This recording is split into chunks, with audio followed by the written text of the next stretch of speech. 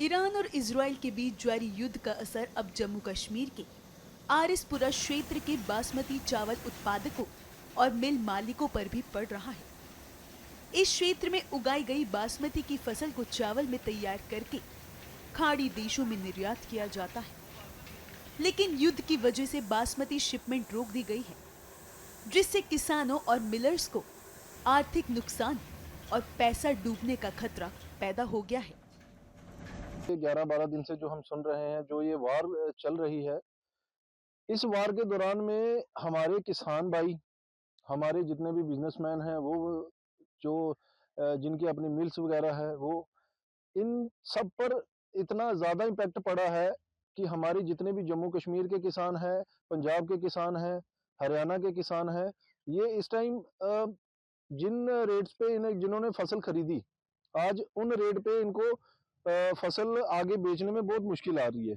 उनके रेट एकदम से जैसे डाउन हुए, शिप जो है, हमारी जो जम्मू कश्मीर की एक बड़ी ही मानी जाने वाली जो बासमती है, और वो पूरे ऑल वर्ल्ड में फेमस है, और उसका जो बाहर हमारा यहाँ से एक्सपोर्ट था, वो बंद हो गया है। इस वार की वजह से हमें तो इतना नुकसान हुआ है हमारे किसान भाइयों को, कि मुझे नहीं लगता कि हर बार किसानों को ही हर चीज़ देखनी पड़ती है।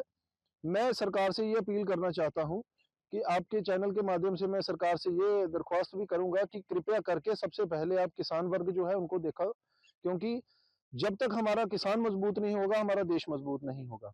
हर बार किसानों को ही मुश्किलात आती है, चाहे बाहर बाढ़ आई, उसके बाद जब उसके बाद कोरोना काल जैसे आया, हर बार इनको किसानों को ही जो है बड़ी मुश्किलों का सामना करना पड़ा। लेकिन मैं खासकर आपको बताते चलूं कि जो हमारी जम्मू कश्मीर की जो बासमती है, जो हमारी बड़ी मशहूर है, जो पूरे ऑल वर्ल्ड में, वो हमारी यहाँ से बाहर जानी बंद हो गई है, और जम्मू कश्मीर के जो किसानों को भी बहुत ज़्यादा लॉस हुआ है। और पंजाब में भी हम देख रहे हैं, पंजाब हरियाणा में भी बहुत लॉस हमें देखने को मिल रहा है किसानों के लिए।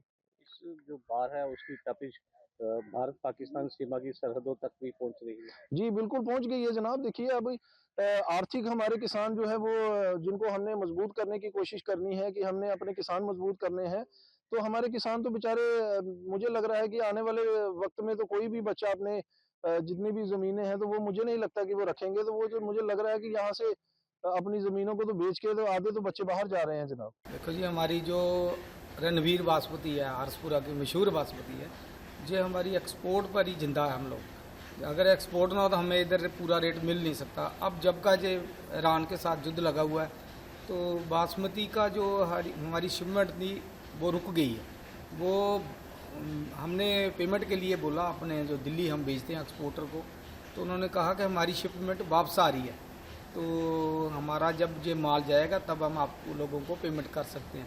इस वजह से हमारी जो बासमती की रेट है वो भी डाउन हो गए हैं, काम टोटल ठप हो गया है, तो इंडस्ट्री को भी फ़र्क पड़ रहा है, ज़मींदार को भी फ़र्क पड़ रहा है। जो रेट पहले थे 5,700 रुपया पर क्विंटल बिक रही थी बासमती, अब उसका रेट आज के डेट में उसको 5,000 के हेर फेर में रह गया। 500-600 रुपया पर क्विंटल उसका रेट कम हो गया।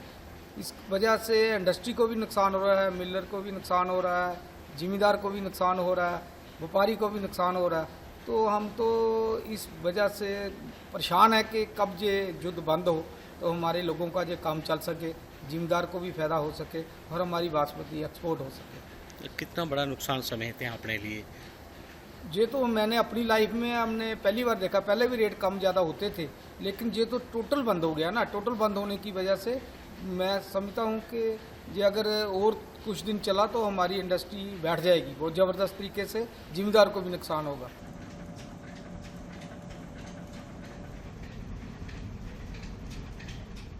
आपके मोबाइल पर तुरंत आएगी ब्रेकिंग न्यूज। स्क्रीन पर सबसे पहले दिखेगी बड़ी खबर।